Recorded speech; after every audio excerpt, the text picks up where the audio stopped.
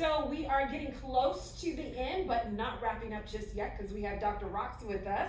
Dr. Rox is very passionate health and wellness psychologist. She's been doing this for nearly 20 years, and she's going to be teaching us a lot about self-care during her session today. It's called Taking Care of You. So without further ado, I'm going to give it to Dr. Rox. Hello everyone, hope you're enjoying the Healthy Harrisburg event today. And taking care of you, when you think about taking care of you, I want you to think about the term self-care. Think about the term self-care. Now, when you take good care of yourself, those that you love the most get the best of you and not the rest of you. Let that sink in. I'm going to repeat it again. When you take good care of yourself, those that you love get the best of you and not the rest of you. How many of you can relate to that? Yes. Think about it. How many times do you spend a full day at work? You're rushing, you bring work home, you're on emails, you're on Instagram, you're on Facebook, and your kids are like, mommy, the grandkids. You could be calling your grandmother, checking in with an auntie. But they get what's left of you at the end of the day, which is the crankiness, the move over, the I'm tired, the you're going to get McDonald's instead of a dinner. So taking care of yourself allows those that you love to get the best of you instead of the rest of you. Now in today's workshop, I've taken 4 hours and put it into 50 minutes. So what I need you to do right now is to get a piece of paper, 2, 3, or 4, get some blank paper, grab it from the printer, grab a flyer, grab something, and get a pen, because you're gonna need it later. And you may wanna take notes throughout. If you're watching from a park, I know some of you are out walking. If you're somewhere else and you've pulled over, don't watch this driving, and you've pulled over and you're watching, you also can still participate and benefit without writing, but I'd much rather you be able to write and take down notes because there will be an activity at the end. So we're going to talk about why taking care of you, self-care, is crucial to your survival. Taking care of you is crucial to your survival, especially in the time we're living in with the current pandemic. We're going to talk about getting you to assess what barriers to wellness you're having. What's stopping you? I want to lose weight. I want to eat better. Fast forward 5 years, 6 years, 7 years, 10 years. You lost it, you gained it, you put it back on. What's stopping you? What's getting in the way? If you don't identify what's getting in the way, then make a plan to overcome it, move it out the way, jump over it, you're going to run into the same problem every time. And then we'll share my personal story of how neglecting my self-care caused me to experience my own health setbacks. We will then briefly talk about the effects of stress and coping and certain strategies. And lastly, yes, all in this 50 minutes, I'm going to help you develop a daily self-care plan, but we're only going to focus on 4 of the dimensions of wellness, which will be physical, emotional, social, and spiritual. So tell a friend to get on if they haven't already registered, if they've registered and they're not on. Grab someone else in your household, pull them in to watch. Taking care of you is crucial to your survival. Let's jump in. So why is self-care crucial to your survival? It helps you prevent and reduce healthcare risks. Talking a lot about diabetes today. Hypertension, high cholesterol, mental health, depression, and burnout. Many of you get burned out, and that leads to other things, which I'm going to get into with your health. So what is self-care? And I'm going to give you this long definition so you understand that it's not as simple as exercising, eating healthy, going to your doctor's visits. There's several components. I'm only going to touch on 4 dimensions today. Taking care of one's physical and psychological health is the first part of self-care. Managing and reducing stress. Honoring your emotional and spiritual needs, fostering healthy relationships, and maintaining a balance between your personal life, if you have school, and also your work life. That's a balance. That's a balance. And if you're out of balance, your equilibrium is off with that, you find yourself in this chaotic state, up and down, and your body stays in a chronic stress state, which is where your sympathetic nervous system is activated. Barriers to wellness. Let's talk. Let's talk. Let me get a chair. Let's talk. What's stopping you? What's stopping you? I've heard every excuse in my years. The number one excuse, time. I don't have the time. Yes, you do. I see you on Instagram. I see you on Facebook. Yes. I see you in the grocery store chatting it up. Well, you used to chat it up in the grocery store. What's stopping you? How bad do you want it? If you're saying time, a 1 hour dedicated to exercise is 4% of your day.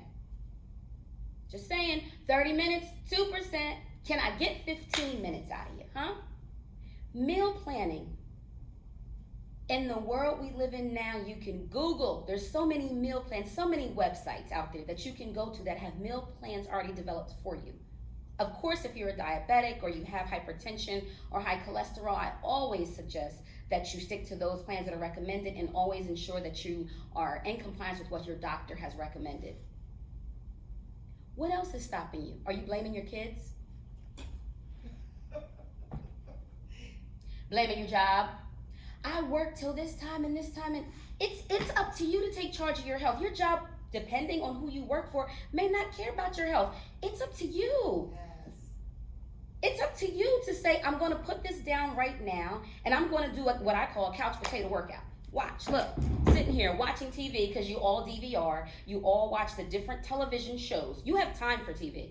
That's one bill you don't let go. And if not, then you're streaming it somehow, or you're watching a YouTube. Guess what? On those commercial breaks, you can do a workout. Push it out, boom, tricep dips. Come on. I'm sorry. Push it out, tricep dips. It's a live event. I apologize. Okay. Let's get me back connected.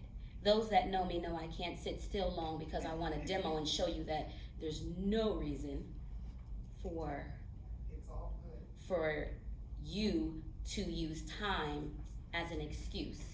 Yeah.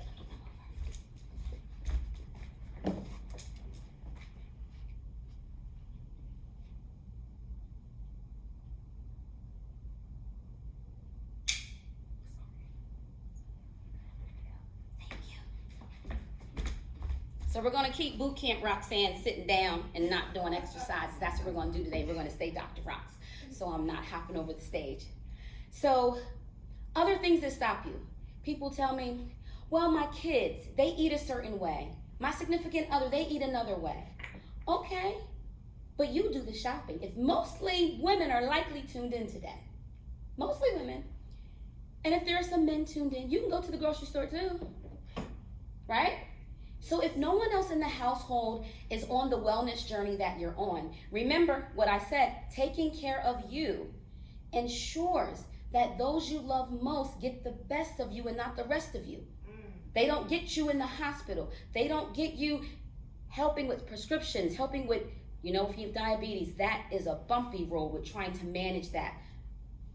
So do you want them to get the unhealthy you and be tasked with helping to take care of you instead of getting the best of you? Don't blame your family, your friends, your children for not being able to find time to exercise. I have women that will work out virtually and I see the little kids running around. You're role modeling for them because guess what they then do? They're on the floor doing sit-ups next to you. They then learn that health is important. What other excuses do we get for barriers to wellness other than time and, when I don't want to injure myself. Girl, I did this workout and I was sore, so I stopped. Soreness is a good sign. No challenge, no change. Sore muscles turn into sexy muscles.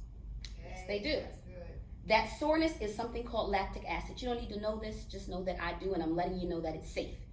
What happens during that phase of that soreness is that your muscles say, oh, hey, you want to work us out.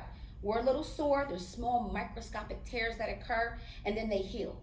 And your muscles rebuild stronger, and you get a sculpted look. And as we age women, the muscle and the bone mass naturally, and men, goes down, which is why strength training and body weight exercises are so important.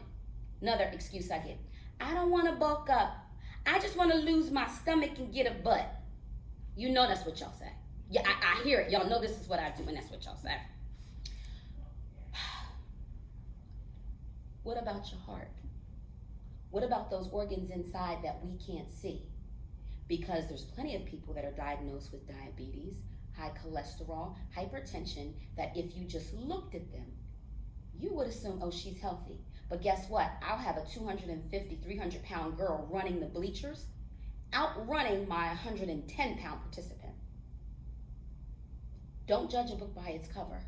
So you can't forget about the organs inside that are making your body run every day so you can do what you're able to do. So you, as we move on, I want you to think about what's stopping you and check yourself on your BS. Ooh, Yeah. that's good. Check yourself.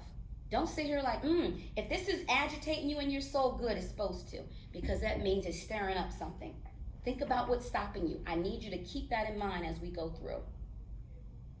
So when I mentioned that don't judge a book by its cover, I want to share with you my personal story of why exercise and nutrition became even more important to me.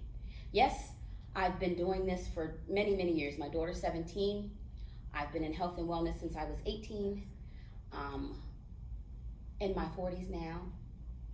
And 5 years ago, my daughter, I need to move. You guys know I need to move. You look for opportunities to move. My daughter, 5 years ago, gymnast. Someone was pushing equipment where they shouldn't have been. And she suffered an injury, and it caused a rare condition that's ranked highest on the McGill pain scale. It's called complex regional pain syndrome. They explain it as feeling like you've poured fuel into one's veins and set them on fire. So my daughter went from being a gymnast at age 4 to wheelchair bound at age 12 for 2 years. They did not provide, there was no hospitals in this area at that time that could provide treatment. Johns Hopkins has an affiliate hospital called Kennedy Krieger. We stayed at the Ronald McDonald House. My mom would be down 3 to 4 days. I would work and then I would come down. And we did this for 2 years straight.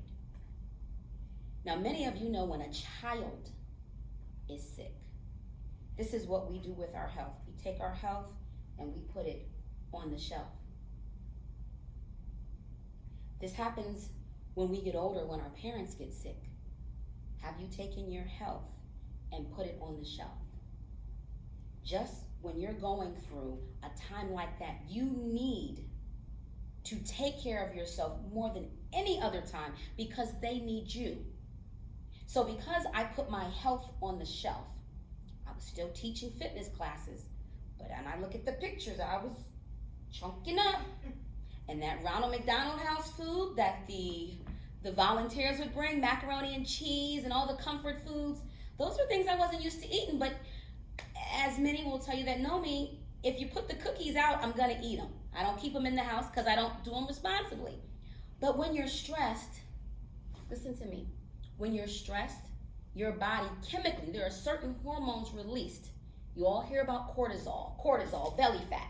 Well, there's 1,400 chemicals released. So in addition to the cortisol, there are 1,399 other chemicals that are released in your body, and they do different things to your cells. And the longer that you're stressed, the more it can activate things that may be in your DNA, create things that weren't there before. For me, I started losing my sight in one eye. But wait, my daughter was in the hospital. This has to wait for a time when we get a break in her treatment. So what did I do? I ignored the signs. When I finally seen an eye doctor, he tells me, oh, you have something going on with your autoimmune system. I'm like, why would you know that? You're an eye doctor. I see a rheumatologist, and I'm diagnosed with rheumatoid arthritis. Then let me explain with you, because people think arthritis is arthritis. No, osteoarthritis is the wear and tear of joints. We all get it, just like your tires on your car. You get so much tread you're born with, you wear it out, you're done, knee replacement. That's simple. Rheumatoid is one of over 100 autoimmune conditions. You've heard of lupus and things like that. Rheumatoid attacks your system, your heart, your lungs, your eyes, and your joints. I didn't know that this was something that ran in the family. But guess what activated it? The stress, not taking care of myself. The stress activated this. I gained about 20 to 30 pounds during this time of being stressed. And when I went for my blood work, the doctor said, you're pre-diabetic. Not Dr. Rox, who this is what I talk about, this is what I've done. What do you mean pre-diabetic? Insulin is a hormone. And even if you're eating healthy, stress is linked to affecting that hormone. Do you hear me? Not only, so we have people that are healthy, that are easily diagnosed with diabetes, diagnosed with high cholesterol. Why? That stress can cause plaque to build up in your arteries. Yes. So when you give the excuse, I'm not exercising because so-and-so is healthy and she still had a heart attack. So-and-so is this. Everyone's body is built different. Guess what? They might have been stressed. So on top of that, I had financial debt medically, and I lost a lot of my following fitness-wise. So all of that, I put my health on the shelf. It didn't benefit me anymore, because now I'm in a house with a daughter that's in a wheelchair, and when I'm in a flare and I can't hold my phone and I can't even walk to go to the bathroom, then we have my 60-something-year-old mother coming over to take care of the both of us. So do you see how me failing to take care of myself put a burden and a load on my mother? Let it sink in. What burden or load are you going to leave for your loved ones because you're not taking care of yourself? What burden or load do you currently have on them because you're not taking care of yourself?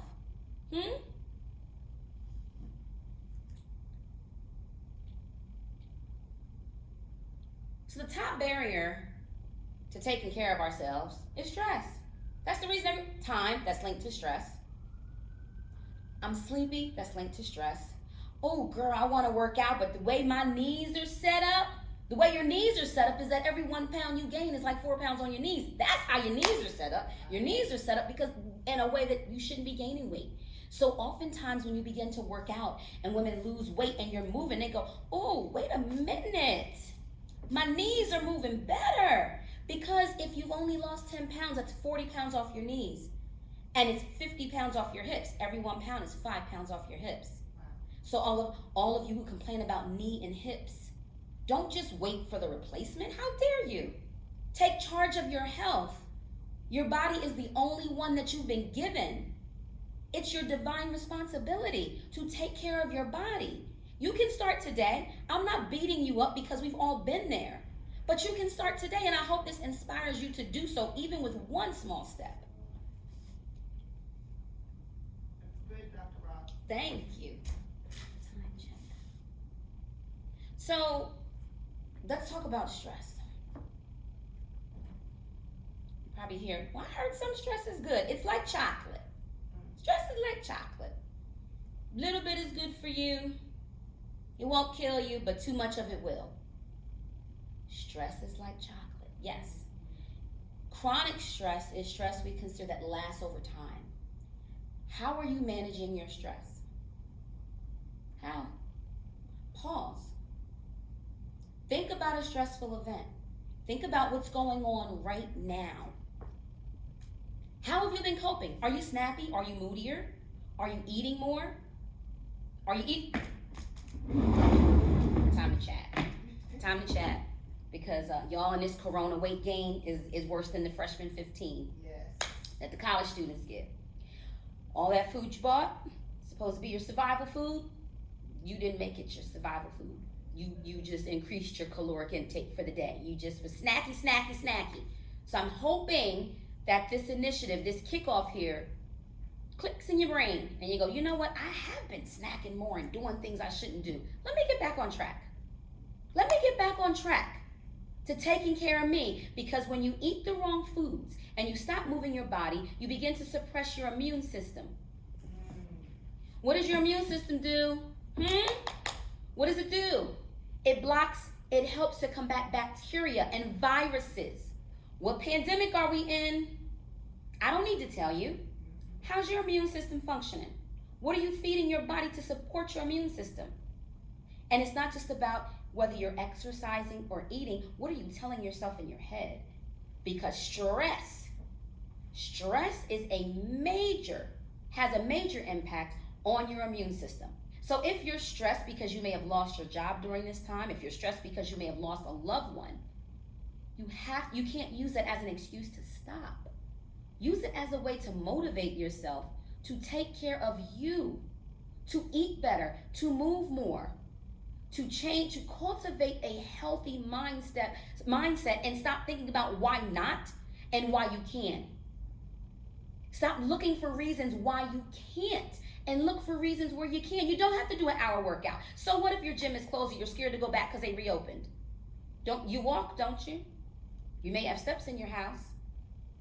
Anywhere you are, you can exercise. You have the choice of what food goes in your mouth. You can say everything else was taken away from you, but a choice you have is what goes in and out your mouth. A choice you have is to move your body. And that's a choice that not everyone has.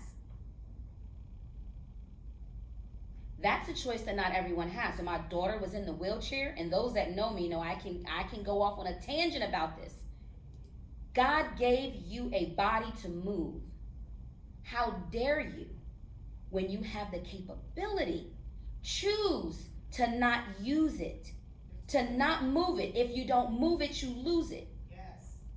I have days, and it's often hard for people to believe until I post something, that I cannot walk. I go from jumping around and hopping and teaching a class to a full flare-up where I can't even hold my phone or get myself to the bathroom.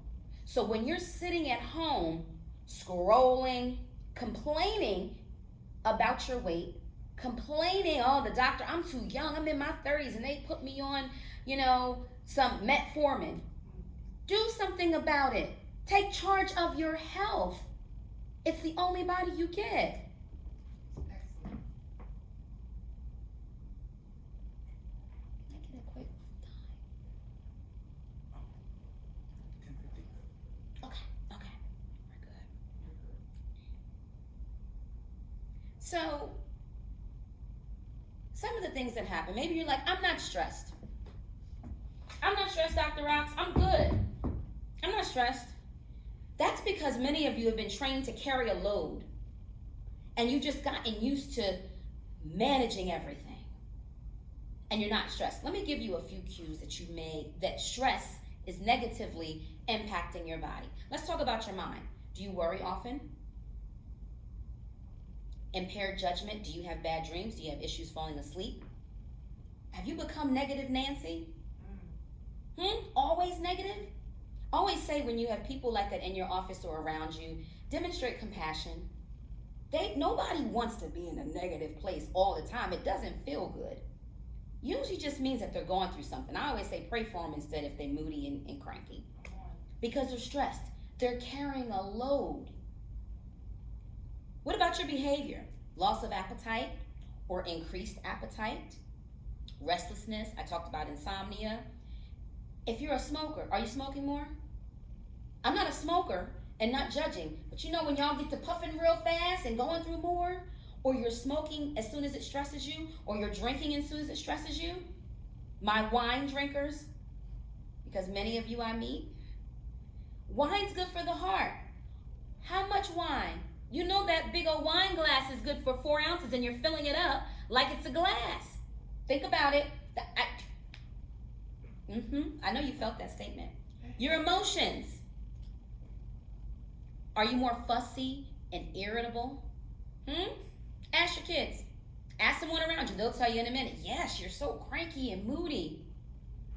Are you sinking into a depression, isolating yourself from others? And yes, you may say, well, Roxanne, we're social distancing.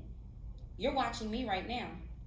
You have the capabilities unlike we've had decades before, where you can FaceTime, you can phone call to check in. So there's no reason to say I'm not able to connect with others. You can get creative. And then your body, frequent infections. Why do I point that out first? Because stress is specifically linked to your immune system. Because why? As I said earlier, 1,400 chemicals are released when you're stressed. And when you stay in a chronic stress state and your sympathetic nervous system is constantly in that fight or flight state, it begins to affect your body on a cellular level. It's eating you alive inside. Sometimes people get skin outbreaks, acne. Those are ways that stress affects you because you're not taking care of you. You haven't paused to say, what do I need? You're busy looking after everyone else and also looking for excuses of why you can't, because you may have convinced yourself that you're not ready. So I want to touch on exercise before we go into building the self-care plan. So those that may have tuned in late, I need you to go get a piece of paper, 2 or 3, get a pen.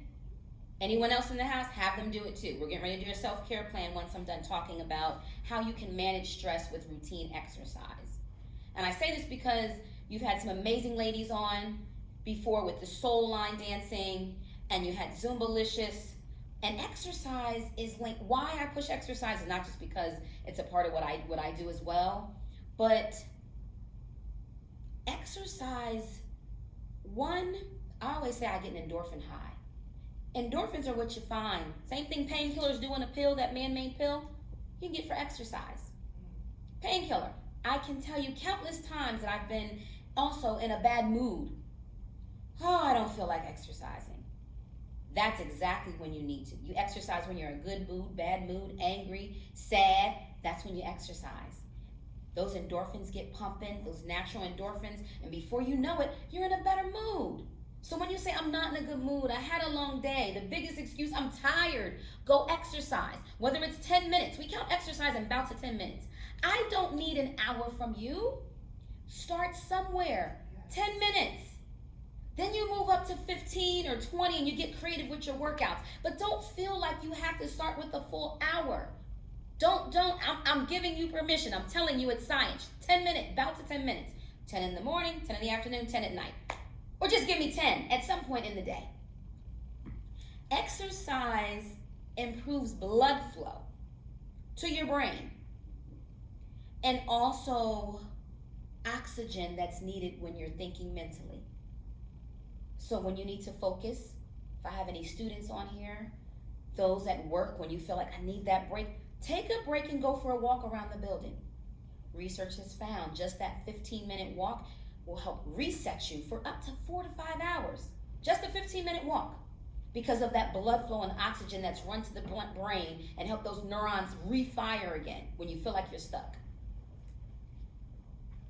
There's also good evidence to support that those that maintain a routine exercise routine, if you're physically fit, when you are stressed, you're better equipped mentally, physically, chemically to handle that attack on your body. Remember, 1,400 chemicals released when you're stressed. If you're taking care of what you eat, how you move your body, you're better equipped, and your immune system is better equipped to battle that. Do you see why this is important now? Do you see why when you turn on the news and we find that the Black community is being affected in terms of the negative outcomes from the coronavirus more greatly? I'm sorry. Do you see why? Because if you're already at risk for diabetes, your immune system is compromised.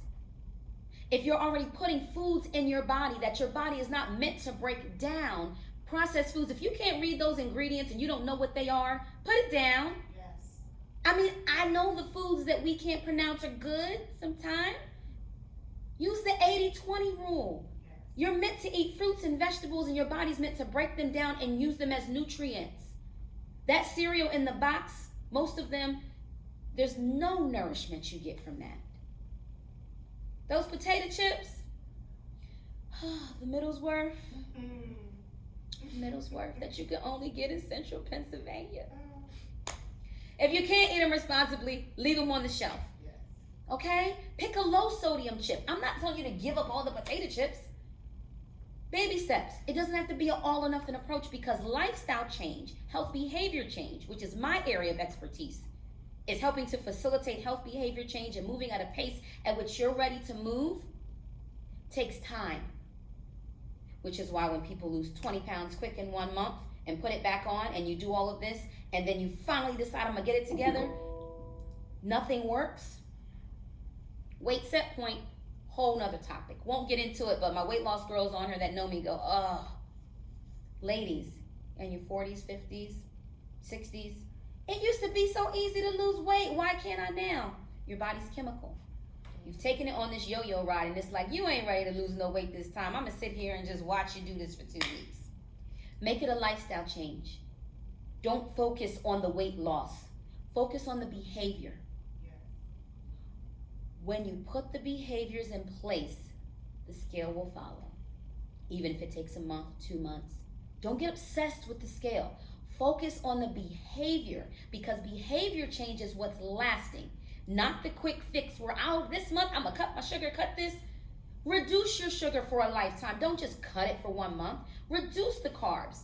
Unused carbs get stored as fat. You're eating like we're still hunters and gatherers, and we're not. Come on. Stop. You're not hunters and gatherers.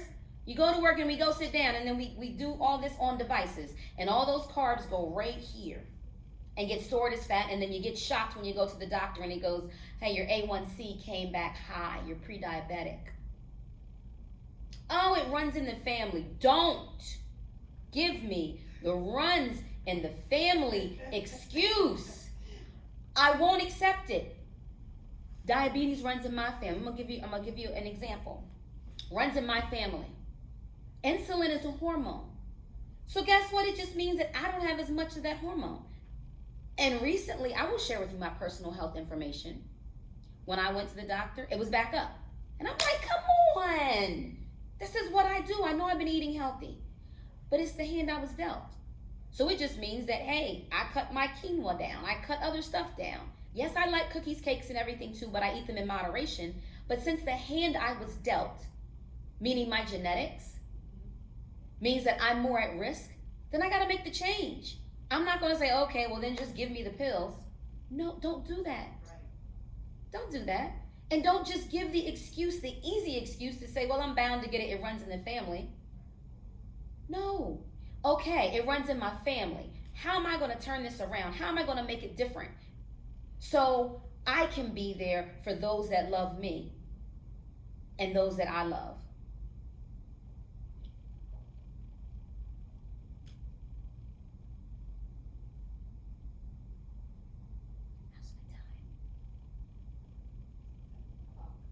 Okay, I really want to do this breathing activity with you guys.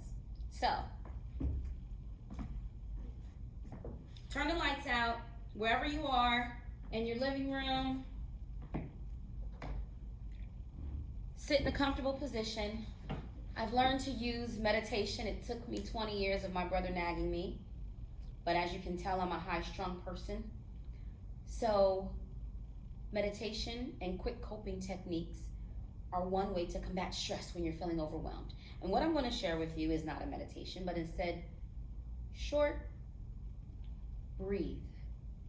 I want you to breathe. Oxygen is what fuels life. So, sit back, feet flat.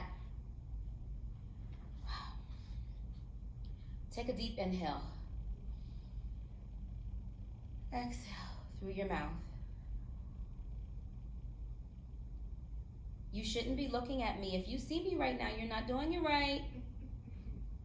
Close your eyes or lower your gaze, which means look down. Let's do it again. Inhale through your nose. Exhale through your mouth. It feels good, right? Right? We fill up those lungs. Now this time I want you to inhale a little deeper. A little deeper.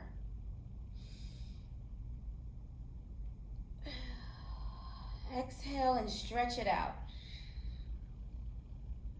Stretch that exhale out. Now one more time, but I want the inhale to be slow, and pay attention as the breath comes in. Pay attention as your lungs fill up, an ability that you have that many don't right now. Ready? Take it in. Let it out slowly. Feel it. Watch it. The breath coming out. So what just happened? You stopped worrying for a couple minutes. You took your heart rate down. Your heart then allowed to fill up with more blood, because what people don't understand is that why heart attack is a blockage of the artery to your heart. That bottom number, the diastolic, that's what it's called, the diastolic number when you get your blood pressure checked. That bottom number is more linked to stress, because that's when your heart should be taking a break and filling back up with blood. And many of us, including myself, operate at this go, go, go pace, and your heart never gets a chance to take a break. Pair that with clogged arteries from what you eat. You see? So there's things you can help to do, just that simple breathing. And there's plenty of free apps that will guide you through. And this statement was said by Oprah Winfrey. When you're in a moment where you feel overwhelmed and stressed and anxious, because that's where 1,400 chemicals, your immune system, you're attacking your immune system, you're depleting your immune system's ability to be able to combat, whether it's the flu, whether it's a cold, different things. For me, I have an autoimmune condition. It's already suppressed. I need to do things to build it. You breathe, you let go, and you remind yourself that this very moment is the only one that you know you have for sure. The future is uncertain. When I walk out of here, whatever's happening is uncertain. Enjoy the moment that you're in. Enjoy the moment that you're in. So, get your pen and paper. I gotta move fast.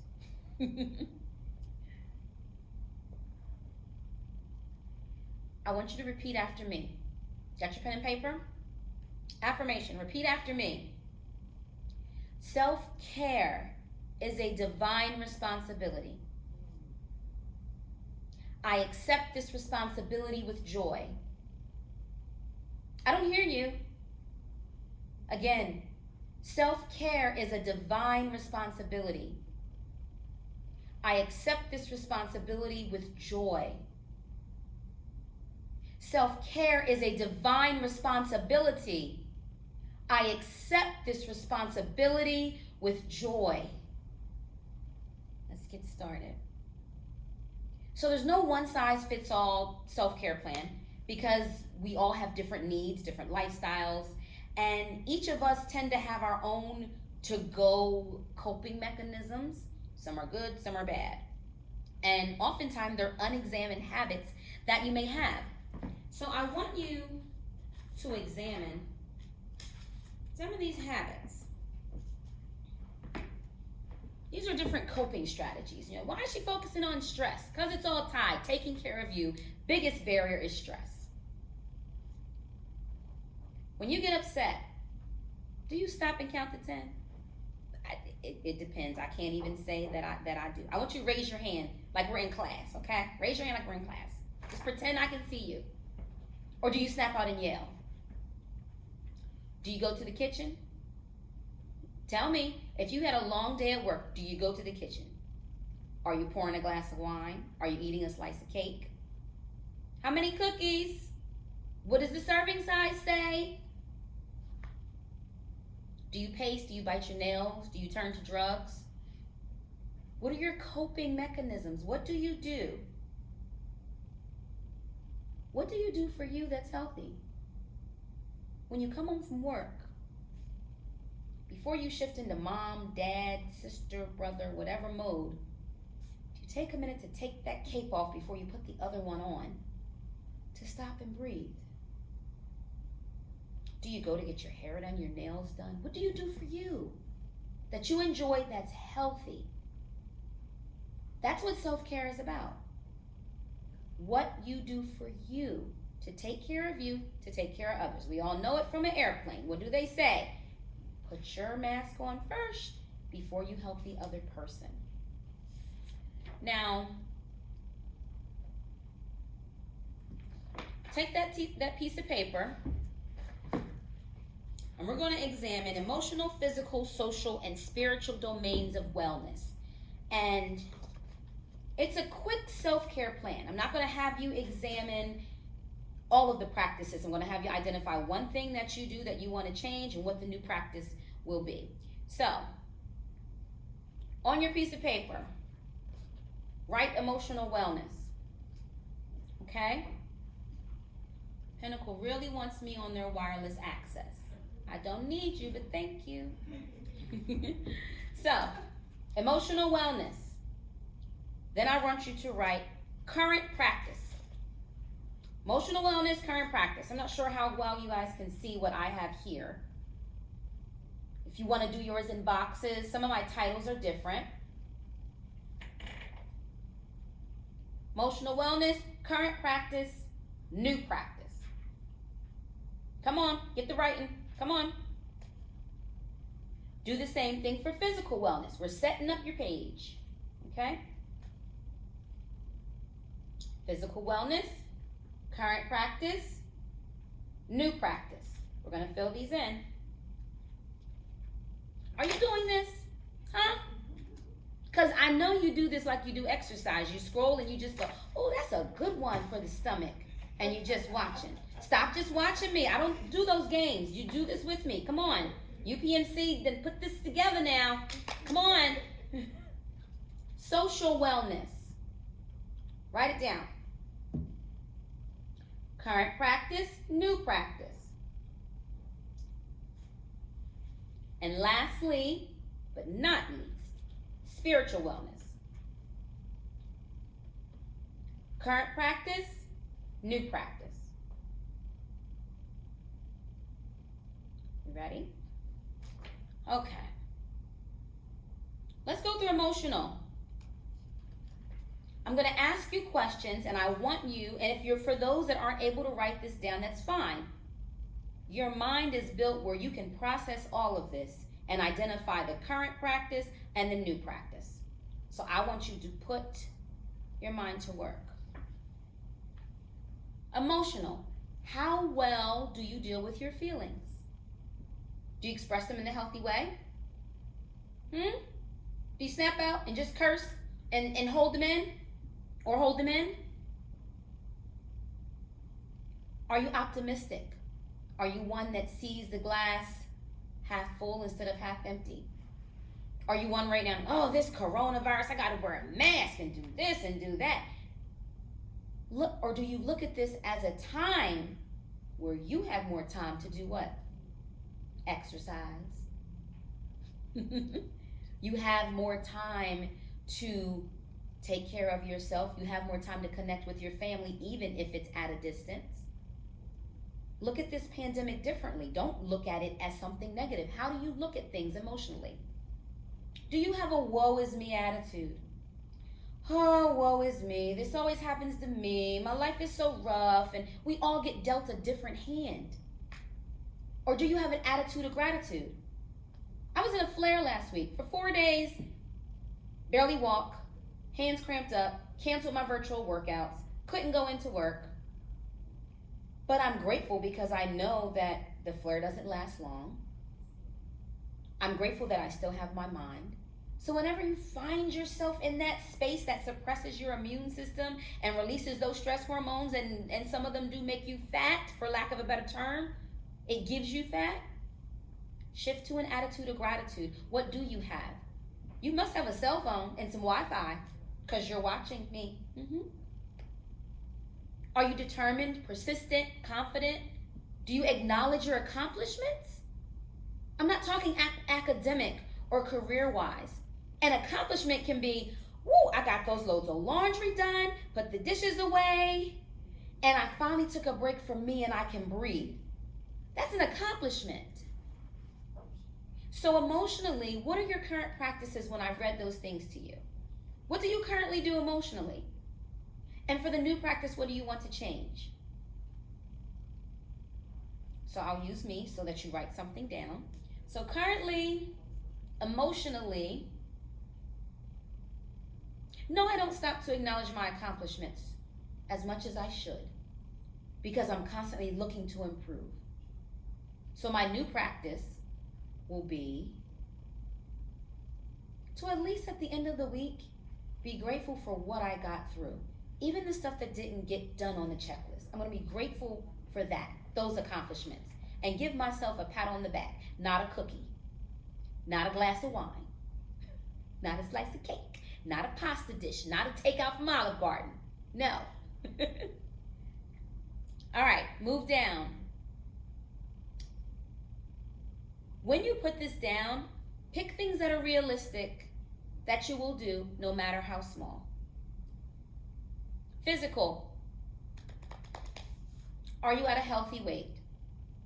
You know this answer right away because you've been at the doctor or you've looked down or you've pulled your pants up. And it's not working. Are you looking like a busted can of biscuits? You didn't like that I said that.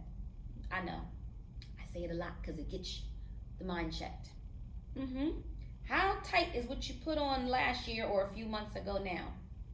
Is that a healthy weight? Have you been trying to lose the same amount of weight for 10 years? Do you eat regular healthy meals? Do you get 7 or 8 hours of sleep per night? Do you exercise regularly? Do you go to your medical checkups? Are you avoiding the doctor because you know that runs in the family, it's probably going to come back? Knowing is half the battle. Why don't you go to your checkups?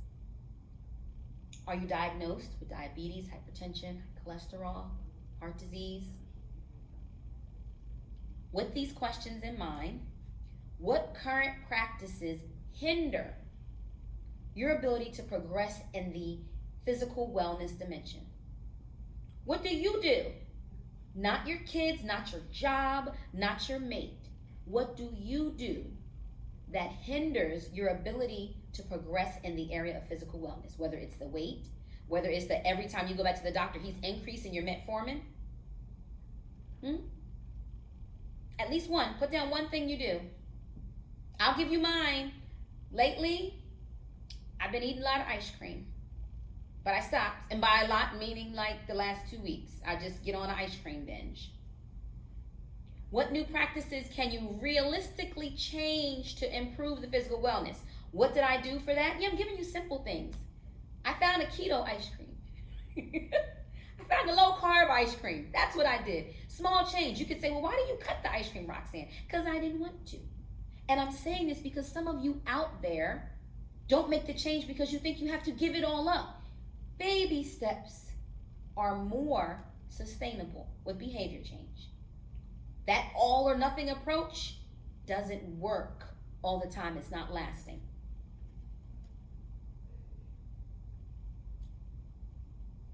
Social, the social wellness dimension. Think about these things. Do you have healthy relationships?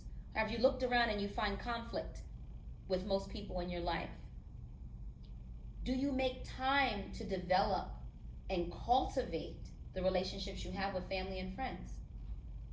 Or are you only in touch when you need them? Do you ask for support from your family and friends? Oh, I never have time. I can't exercise. My kids, my this, my... Have you tried asking family or friends to support you to say, I want to be a healthier me for my family. I want to be a healthier me for my kids. Can you just watch them for this 1 hour while I go for a walk, while I exercise, while I go to the grocery store? Do you contribute to your community in any way? Are you compassionate, supportive? Are you a good listener?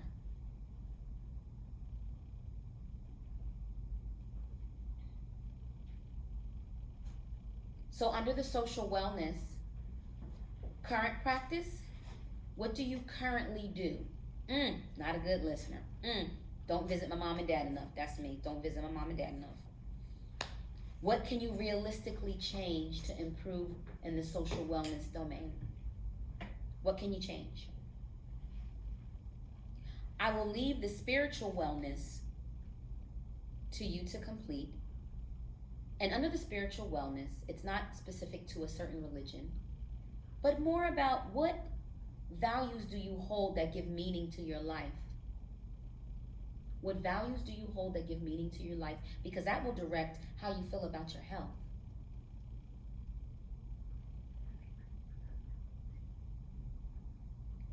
Lastly, I want you to think about everything you've written down, and this is your homework assignment, because I used up all my time. Those that know me, that's not new. Think about the barriers, the things that are getting in the way, and what you're going to do to remove them. Make a list of what's getting in the way and what you're going to do to remove them. So those new practices you identified, you will be able to put them into play. Now to close, I have an affirmation I want you to repeat. Okay? Don't look at me again. I need you to do it. Right? Caring for myself is not self-indulgent. It is an act of survival. Caring for myself is not self-indulgent. It's an act of survival. Last time, say it loud. Caring for myself is not self-indulgent. It is an act of survival. Thank you. Thank you, Dr. Rox. Well, thank you so much, Dr. Rox. That was absolutely amazing. You can actually register for her session if you haven't already on Thursday, September 3rd on the UPMC pinnacle.com/healthyharrisburg website. You can register for her class, Overcoming Setbacks, and you got a taste of what she has to offer to help improve you, make you a healthier you, mentally, spiritually. So that was really great, Dr. Rox, and I'm so glad that you shared with us today. So moving right along, want to give some information about UPMC Health Plan. UPMC Health Plan is a leader in providing innovative coverage and flexibility for members and providers to choose how they engage in care. It is extending $0 cost sharing for all covered telehealth services through September 30th, 2020. And I want to go to a message from UPMC Health Plan right now.